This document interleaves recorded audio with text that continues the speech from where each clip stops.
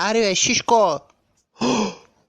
А за кому наричаш така, бе? Шибанги! За ко така ви каже? Ще убия мамиката ти, дай-ба! Бумба! И не ми показвай среден пръст, момченце, защото ако дойда ще ти го навра да не казвам къде. Ясен ли съм?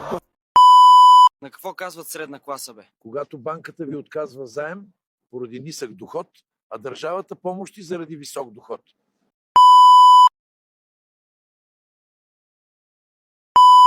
Коло, какъв ще станеш като пораснеш?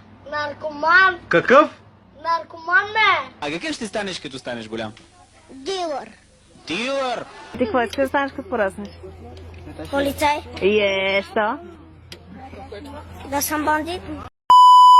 Чуй, тъй, туй, хубаво котка, патка, питка, пухченце, княз, прас, бъс, гълъбче, спици, жици, пици, цитруси, вишка, мишка, нишка, пиленце, първа, ларва, върва, кученце, сърбане, скубане, гребане, естетика, луна, храна, зърна, лайка, чай, бриз, ориз, каприз, антифриз.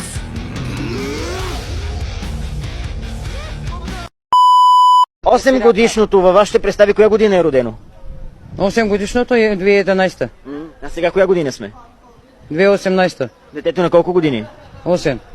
Колко имахте по математика? 7. Почна в градината да почна да копай. Ял ти ма виж. Така ли се копае? Какви са тези движения пък ваши? С мутиката. С мутиката се копае така, не така. Бъркате движенията. Тя знае как се копае. Заблудихте ме. Показвате грешните движения. Защо викаш сваляй гащите? Искаш пътка, нали? Няма ти дам. Защо Няма. викаш така? Ще се държите в гащите.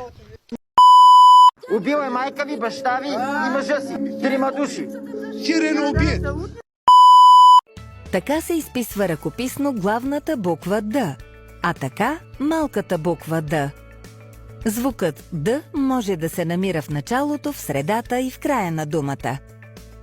Сега ще видим къде откриваме звука Д в думата Да еба мухата ти, да еба. Майка ти да еба. Аз отивам до туалетна да пикае, обръщам се да клякам и той ма натиска. И говори. Какви думи? Какво ви казва? И говори. Даваш на другите, на мен не даваш. Ще та еба и ще та убивам. Стете? Убивам и ще та еба.